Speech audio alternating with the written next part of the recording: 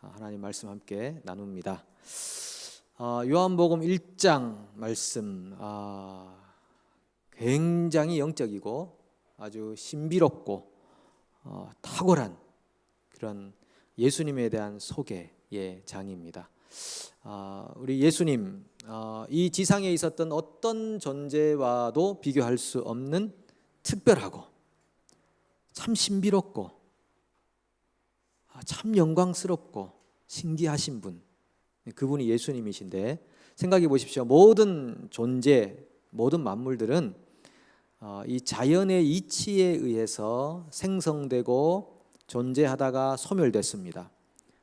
어떤 유전자에 의해서, 하나님의 어떤 세상 경영의 그 원리에 의해서 태어나고 살고 죽고, 이것이 계속 반복되는 이 지상의 이 세계인데, 우리 예수님만큼은 그러지 않은 분이셨습니다. 예수님은 하늘로부터 나셨다 그랬죠. 모두가 다 아래에서부터 난 존재들입니다. 그런데 예수님은 하늘로부터 오신 분, 사람의 법칙에 의해서, 유전적 법칙에 의해서 태어나고 살고 돌아가신 분이 아니고 성령으로 잉태되셨고, 그리고 사시면서도 하늘의 기적들을 많이 행하시고 사시다가, 그리고 죽으셨는데 하나님의 능력, 위로부터 오는 능력으로 죽음을 이기고 부활하시는 그런 분이 도대체 예수님 말고 또 어디에 있겠습니까? 그러니까 그 예수님을 소개하는 이 특별하고 탁월한 장, 요한복음 1장에 우리가 14절 말씀을 많이 들었고 잘 알고 있는데, 이 한 구절 안에 어마어마한 하나님의 계시와 비밀이 들어있다고 하는 것이죠. 말씀이 육신이 되어 라고 합니다. 말씀이 육신이 되어. 말씀, 이 로고스라고 말하지 않습니까? 로고스는 보통 그 헬라어 원어로 로고스라고 하는데, 이 로고스란 말은 원래 이성이라는 그런 의미를 가지고 있지만, 여기서 말하는 이 로고서는 혹시 제가 한 몇 개월 전에 말씀드렸는데 기억나지는 않으실 거라고 확신을 하면서 제가 다시 말씀드리는 것으로 마감하도록 하겠습니다. 여기서 로고스는 하나님의 생각의 근원이란 뜻입니다. 생각의 근원. 원래 이성이라는 말로 로고스란 말이 많이 이렇게 번역이 되고 헬라 세계에서 사용됐는데, 이 말씀이 육신이 되어라고 할 때 이 로고스는 하나님 생각의 근원. 예수님은 누구신가? 하나님의 생각의 근원이시다. 그 말은 하나님의 생각과 예수님의 생각이 어떠하다는 거죠?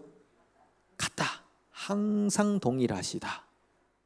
그래서 그 생각의 근원, 예수님께서 오늘은 뉴질랜드에 이런 일을 행해야겠다고 생각하는 순간 하나님은 벌써 그 생각을 같이 하고 계시다는 것입니다. 어떤 결정과 어떤 판단도 하나님과 예수님이 따로 가는 일이 없으시다는 것이죠. 그 하나님의 생각의 근원이신 예수님께서 이 땅에 플래시, 육신으로 오셨다라고 하는 것입니다. 엄청난 사건이지 않습니까? 구약에서 보면은 하나님께서 말씀으로 세상을 창조하셨다 그랬습니다. 그리고 지속적으로 말씀하시는 하나님, 계속해서 하나님이 찾아가시고요. 아담과 하와를 먼저 찾아가시잖아요. 타락한 인간에게 찾아가시는 하나님 먼저 찾아가심, 이것이 복음이라고 말씀드렸습니다. 종교는 인간이 신을 찾아감, 인간이 뭔가 부족하고 불안하고 두려워서 신을 찾아감, 이것이 종교라고 한다면, 복음은 하나님이 먼저 인간에게 찾아오심, 찾아오셔서 말씀하심이라고 하는 것입니다. 그것을 우리가 은혜라고 표현하는 거죠. 종교는 은혜성이 없습니다. 종교는 우리의 열정, 열심이라는 것이 주도하는 것이고, 복음이라는 것은 은혜가 주도하는 것입니다. 하나님이 먼저 찾아오심. 그래서 오셔서 뭐 하시는가? 우리에게 말씀해 주심. 이것이 구약 전반을 다 이루고 있는 것입니다.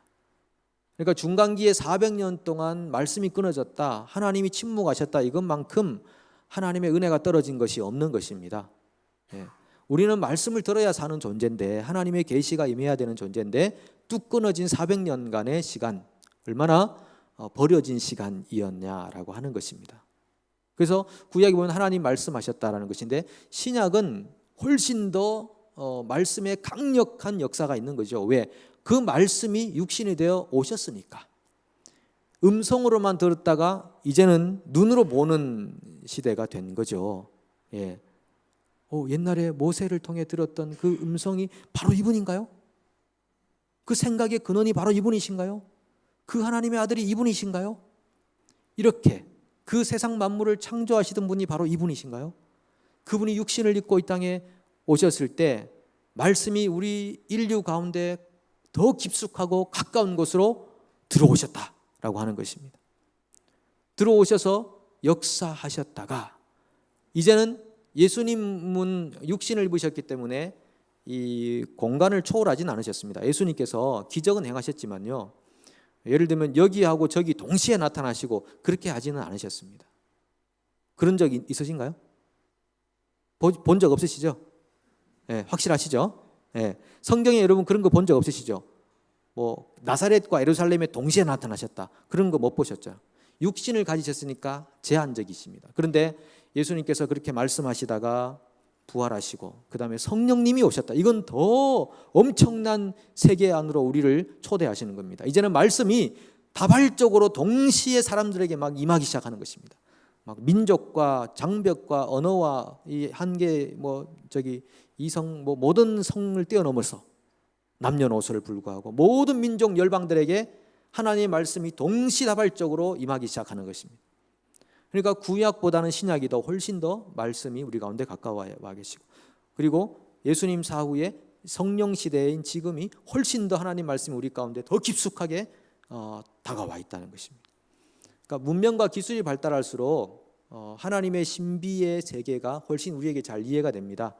2G, 3G, 4G, 5G 이렇게 가지 않습니까? 이렇게 가면서 훨씬 더 우리가 많은 이 인터넷 그 상에 온라인 상의 정보들을 가져오는 것처럼 이 성경의 계시라는 것이 그렇다는 것이죠. 구약보다는 예수님 당시보다는 성령 시대, 이 시대가 훨씬 더 하나님 말씀으로 우리가 계속 재창조를 받고 있는 그런 때에 살고 있다. 그래서 말씀이 육신이 되어 오셨다는 이것은 엄청난 하나님의 임재이면서 하나님의 능력이면서 우리를 향한 사랑이셨다. 말씀이 육신이 되어 우리 가운데 거하심에 라고 했습니다. 우리 가운데 거하신다. dwelling among us라고 되어 있습니다. 우리 가운데 거주하셨다. 우리 인간들 가운데 거주하셨다. 사랑은 그런 것 같습니다. 함께 있는 것, 그게 사랑인 것 같습니다. 예수님은 이 땅에 오셔서 인간들과 함께 하는 것이 그분에게 이롭다고 생각하고 오셨을까요?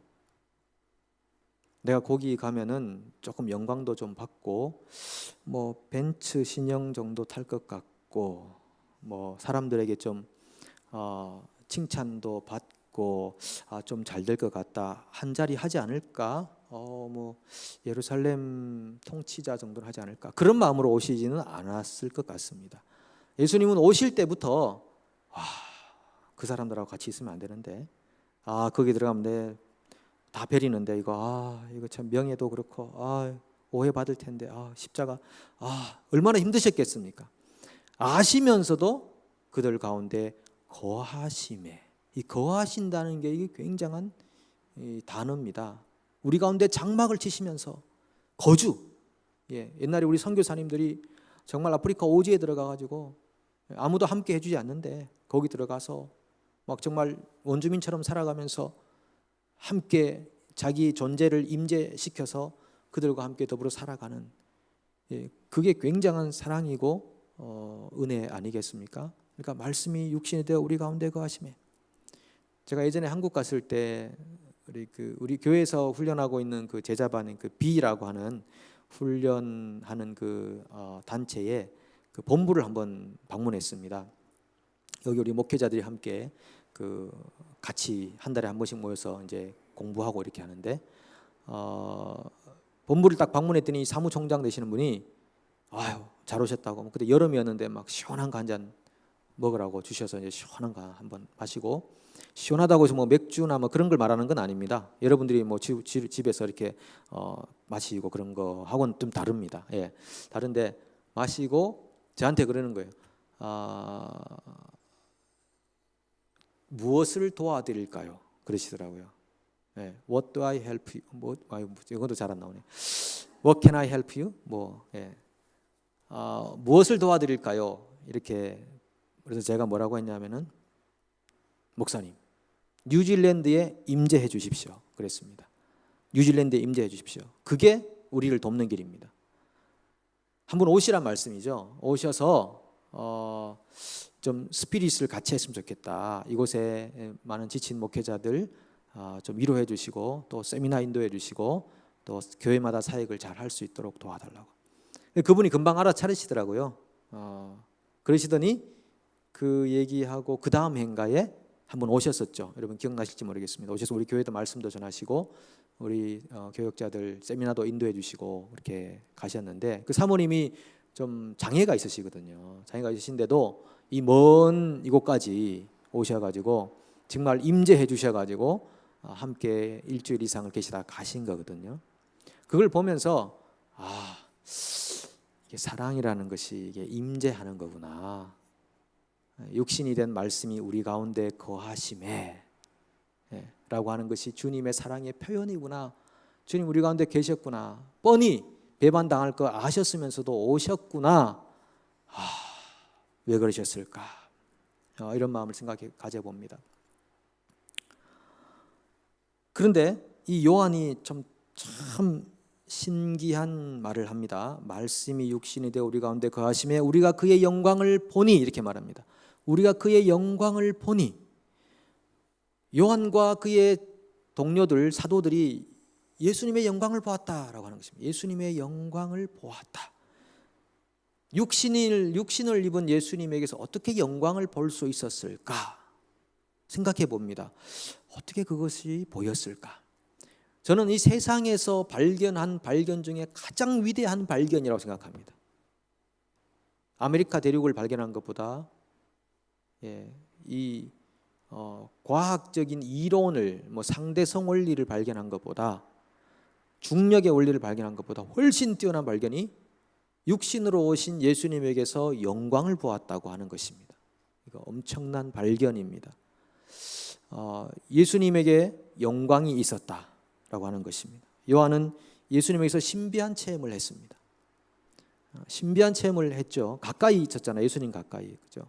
예수님 세례 받으실 때 이는 내 사랑하는 아들아 너희는 저희 말을 들으라. 하늘의 음성이 막 들려오기 시작했고, 변화산에서도 너희는 저희 말을 들으라. 음성이 그들에게 들려왔습니다. 특별히 변화산상에서는 예수님의 영광스러운 광채를 보았습니다. 에스겔 선지자가 인자 같은 이가 나타난 것을 환상 중에 보았거든요. 구약 시대에. 그 인자 같은 이 흰 옷을 입으시고 발에 끌리는 옷을 입으시고, 우리 여자분들이 주로 밤에 그렇게 집에서 다니시긴 합니다만 여러분들이 인자가 될 수는 없습니다. 예수님께서 흰 옷을 입으시고 발에 끌리는 옷을 입으시고 머리를 풀어 헤치시고 이렇게 다니시는 그 영광스러운 광채를 에스겔이 보았다는 거죠. 그 영광스러운 광채를 지니신 분이 변화산상에서 그렇게 나타나셨습니다. 모세와 엘리야와 함께 나타나셔서 구약을 종합하시면서 그 영화로움을 요한이 목격했습니다. 그 외에도 요한은 예수님께서 육신을 입고 이 땅에 사셨지만 사시는 가운데 그 주님의 삶, 생애 안에서 영광이라는 것이 무엇인가를 그가 볼 수 있는 특혜를 받았다고 하는 것입니다. 많은 사람들이 이 땅을 살아가면서 하나님의 영광을 체험했습니다. 아담과 하와는 어떻게 체험했습니까? 에덴 동산에서 하나님의 음성이 지속적으로 그들에게 들려왔습니다. 하나님과의 교제가 가까웠습니다. 친밀했습니다. 아담과 하와는 에덴 동산에서 하나님의 영광을 날마다 체험했을 것입니다. 노아는 언제 체험했을까요? 엄청난 폭우가 쏟아부어지는 그 365일에 마를 때까지 그 1년여간의 기간 동안 노아는 하나님의 영광을 보았을 것입니다. 왜 그렇습니까? 120년 동안 그 방주를 지었다고 하지 않습니까? 120년 후에나 이루어질 일에 하나님이 예언하시고 야 방주 지어라 라고 했을 때 노아가 그걸 믿기가 힘들었다는 거 아니겠습니까? 그 방주를 왜 지어야 합니까? 왜 지어야 됩니까? 한여름에 하나님께서 오셔가지고 야 너 내일 아침에는 겨울에 입는 그 거위털 그거 저기 작년에 한국에서 동생이 보내준 그 거위털 그거 잠바 아침에 입으라고 했을 때 여러분께서 지금부터 한 8시간 뒤에 있을 아침에 그걸 입으려고 생각하시겠습니까? 이거보다 더 큰 충격적인 말씀했을 것입니다. 야, 120년 후에 비가 올 텐데 지금부터 방주를 지어라. 굉장히 이게 순종하기 힘든 거였죠. 그런데 120년 동안 뭐 욕도 듣고 미치광이라는 소리도 듣고 그러면서 방주를 지었더니 비가 오기 시작했습니다. 그 순간에 노아는 하나님의 영광을 보았을 것입니다. 하나님이 이런 분이시구나. 하나님이 이런 분이시구나. 대단하시다. 120년을 기다렸는데 말씀을 이루시는 분이시구나. 내가 참 잘 선택했지. 하나님의 영광을 그 폭우 속에서 보았다는 것입니다. 아브라함도 마찬가지입니다. 내가 내게 준 100세에 낳은 아들 바쳐라. 말도 안 되는 소리입니다. 사람들이 뭐라고 하겠습니까? 미쳤다고 그럴 텐데요. 근데 그가 아들을 죽이려고 칼을 들었을 때 하나님의 음성이 들려왔고 그는 그 순간 하나님의 영광을 보았을 것입니다. 내버려 두시는 분이 아니구나. 나는 죽여서라도 하나님이 어떻게 살리겠지라고 생각했는데 하나님이 내버려 두시지 않는구나. 내가 막장까지 가도록 하나님이 내버려 두시지 않는구나. 그는 그때에 하나님의 영광을 본 것입니다. 하나님이 이런 분이시구나. 영광이란 말은 원래 무게에 있다는 뜻이거든요. 하나님이 굉장히 가벼운 분이 아니고 하나님이 굉장히 무거운 분이시구나. 우리가 가볍게 대할 분이 아니시구나. 이런 것을 이 우리의 믿음의 선조들은 하나님과의 관계 안에서 체험했다고 하는 것입니다. 그런 체험이 중요한 것입니다. 그런 체험을 가진 사람들은 하나님을 경외하게 되어 있는 것입니다. 하나님을 가볍게 대하지 않는 것입니다. 하나님 앞에서 외식하지 못하는 것입니다. 자기 자신을 높일 수가 없는 것입니다. 하나님의 무거움을 경험해야 하는 것이죠. 믿음의 선조들은 그랬습니다. 이 다윗은 수시로 하나님의 영광을 보았습니다. 수시로 하나님의 영광을. 구약에 나오는 인물 중에 다윗만큼 하나님의 영광을 많이 체험한 사람이 또 있을까 할 정도로 그는 수시로 친밀하게 옆에서 그의 삶 가운데 그의 위기를 극적으로 구해내시고 탈출하게 하시고 빠져나오게 하시고 건져내시고 그는 또 바세바를 범했을 때 엄청난 회개 속에서 하나님의 임재를 보면서 하나님의 영광을 체험했을 것이고 전쟁에 나가서 승리할 때도 하나님의 도움이시라. 그는 나의 도움이시라. 나의 방패시라. 나의 산성이시라. 그가 시편 18편을 쓰면서 그가 수많은 시들을 쓰면서 하나님이 내게 어떤 도움을 주셨는가. 그런 것들을 믿음으로 고백하면서 하나님은 정말 영광스러운 분이십니다. 이렇게 믿음의 우리 선조들은 고백을 했을 것입니다. 오늘 이 사도 요한이 예수님을 만나면서 우리가 그의 영광을 보니 이렇게 말합니다. 예수님에게 영광이 있었다는 것이죠. 여러분 그렇다면 우리는 언제 하나님의 영광을 볼 수 있겠습니까? 언제 볼 수 있냐면 선으로 악을 이길 때, 선으로 악을 이기는 순간에 하나님의 영광을 보는 것입니다. 순종의 제사를 드릴 때 주님 그렇습니까? 그렇게만 해야 됩니까? 주님이 원하신다면 제가 그렇게 해보겠습니다. 순종의 제사를 드릴 때 하나님의 영광을 볼 수 있습니다. 고요한 묵상 가운데 있을 때 영광을 볼 수 있을 것이고 누군가의 손을 잡아주는 그 순간에 하나님이 옆에 계시다는 것을 보게 될 것이고 하나님의 무게를 체험하게 될 것입니다. 누군가를 위해서 남몰래 구석에서 조용히 기도하고 있는 그 순간에 하나님의 무거움을 경험할 것입니다. 하나님의 임재를 경험할 것입니다. 하나님이 이런 것을 기뻐하시는구나. 하나님이 좋아하시는 일이구나. 그런데 그 영광이 어떤 영광이냐라고 하냐면요, 우리가 그의 영광을 보니 아버지의 무슨 영광? 독생자의 영광이요. Only begotten son이라고 하잖아요. 하나밖에 없는 유일한 아들이라고 합니다. 우리가 이 구약에 나오는 이삭을 예수님의 예표로 생각합니다. 이삭은 아브라함과 사라의 몸을 통해서 난 유일한 아들입니다. 그런데 인간은 어떻게 해요? 인간은 어떤 방법으로든 이스마엘을 낳으려고 하거든요. 육신적으로 해서라도 원하는 유사품을 만들어내려고 하는 것입니다. 그게 인간의 종교이고 종교성이라고 하는 것입니다. 우리 교회가 종교가 되어서는 안 되거든요. 그런데 오늘날의 교회가 얼마나 많은 종교성을 가지고 있습니까? 종교의 틀 안에 있으니까 어쩔 수 없지만은 종교성을 가진 이스마엘을 낳는 경우가 얼마나 많이 있냐는 것입니다. 하나님께서 내가 내 몸을 통해 자식을 낳게 할 것이라고 했을 때는 하나님은 자기 처를 통해 낳게 할 것이라고 말씀하신 약속인데 아브라함도 그렇고 사라도 그렇고 모두 다 실패자가 된 것입니다. 이거 뭐 약속했지만 이루어지지도 않고 하니까 우리 75세 약속을 받고 100세까지 기다려야 되는데 이 믿음은 기다림이라고 하는 것 같습니다. 기다림. 참 기다리는 게 힘듭니다. 요즘 사회가 너무 발전되니까 기다리는 게 너무 힘듭니다. 근데 75세에 받고 100세까지 기다려야 되는데 못 기다리니까 86세에 낳아버려. 이스마엘을 낳아버렸습니다. 육신의 자녀라고 하는 것이죠. only begotten son이 아닙니다. 육신의 자녀입니다. 우리는 지금도 예수님을 독생자의 영광이요라고 생각하지 않고 우리가 예수님을 만들어 가지고 그 예수님의 영광을 서로 취하려고 하는 것입니다. 우리가 언제 영광이라고 생각합니까? 우리가 비즈니스가 너무 잘 되고 막 재산이 막 늘어나 가지고 막 부동산도 늘어나고 막 해가지고 막 내가 좋은 차를 불리고 다니니까 영광으로 생각하는 것이죠.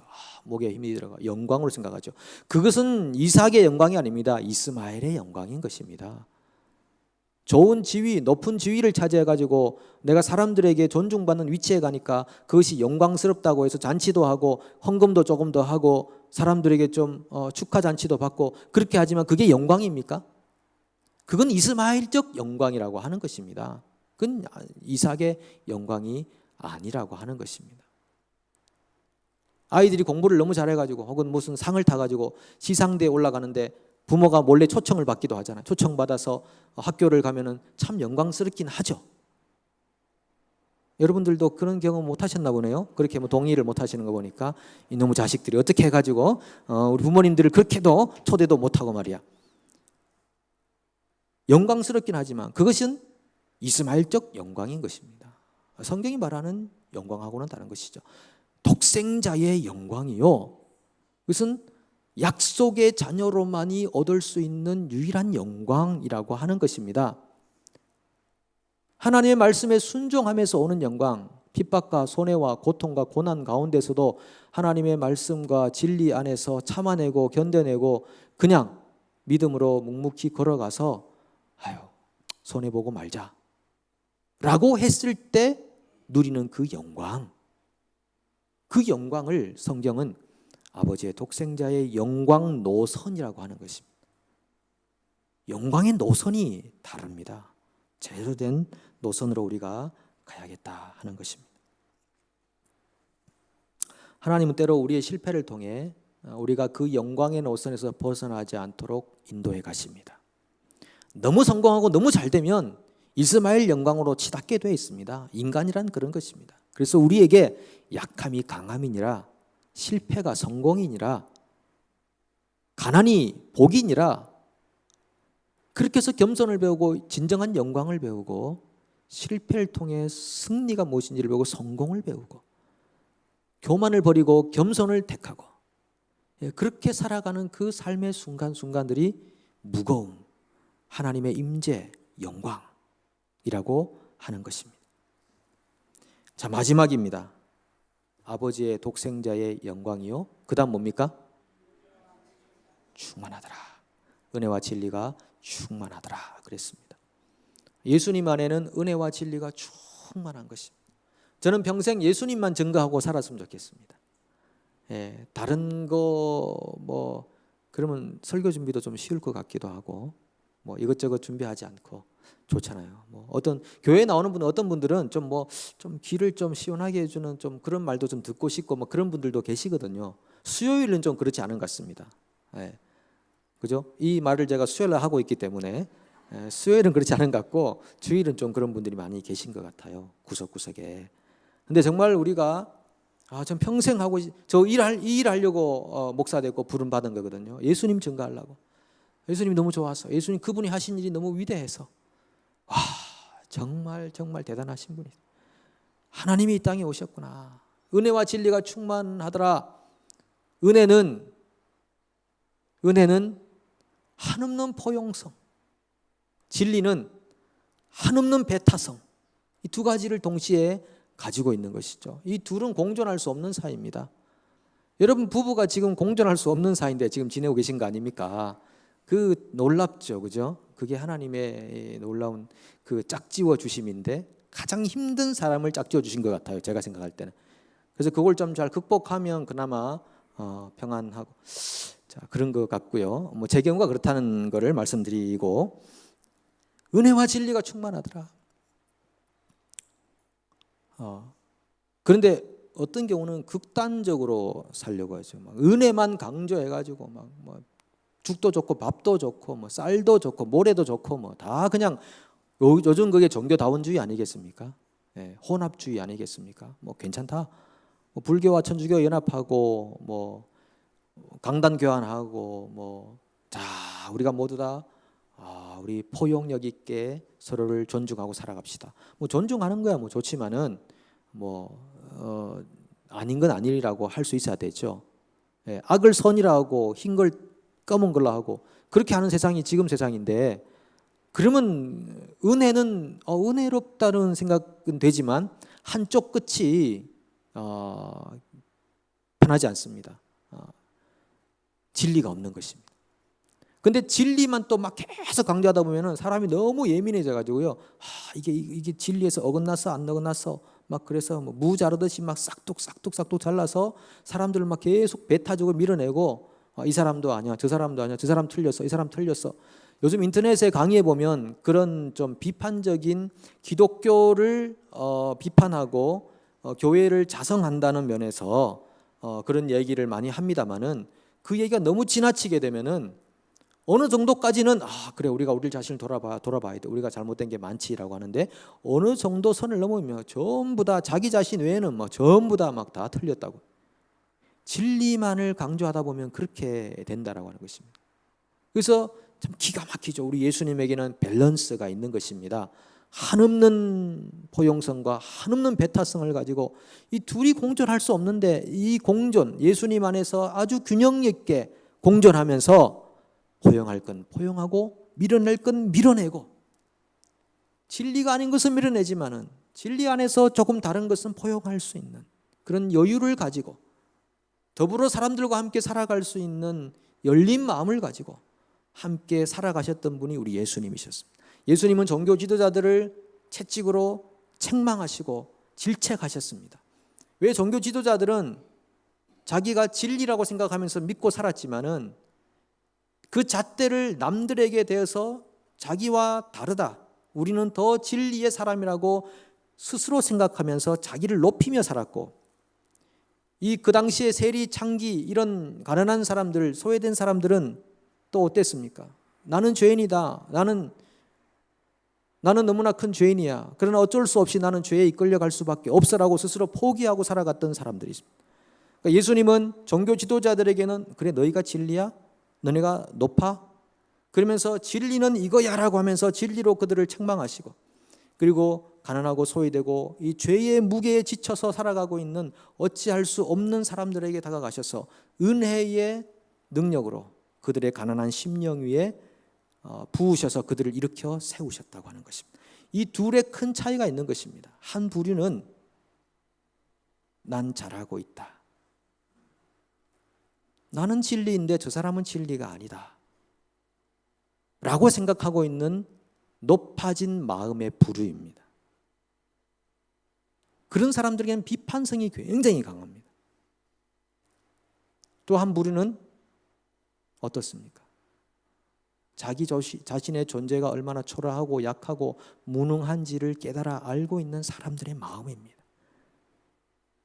자기가 잘나서가 아니라 못났는데도 어찌할 수 없다고 하는 자기 자신의 그 무능함을 절실히 알고 있는 사람들. 우리 예수님은 은혜와 진리가 충만한 분으로 이 땅에 오셔서 그 두 부류들을 그렇게 대하셨는데 여러분들은 어느 부류에 속하십니까? 두 부류 다 구원을 받아야 될 존재들입니다. 우리에게 영성이 필요합니다. 은혜의 영성이 필요하고 진리의 영성이 필요합니다. 이것은 우리가 죽을 때까지 밸런스를 이루어 가야 될 부분이기도 할 것입니다. 그래서 매일같이 우리가 성령의 도움을 구해야 됩니다. 하나님, 너무너무 힘듭니다. 이거 어떻게 분별을 해야 될까요? 주님, 정말 무능한 존재입니다. 가르쳐 주십시오. 어제 내가 제대로 된 판단을 했다고 해서 오늘 제대로 된 판단을 한다는 보장은 없습니다. 하나님, 오늘 하루, 이 하루, 저는 이 하루가 참 중요한 것 같아요. 해가 뜨고 해가 지고 이 하루가 우리 인생의 전부입니다. 그리고 주무시고 또 다른 인생을 사는 것입니다. 하루 에브리데이 우리가 주님과 교제하기를 기뻐하고 그리고 성령 안에서 깨어 기도하기를 즐거워하고 하나님의 계시와 진리로 채워지기를 기도해서 오늘 하루만 승리하자고요. 오늘 하루만.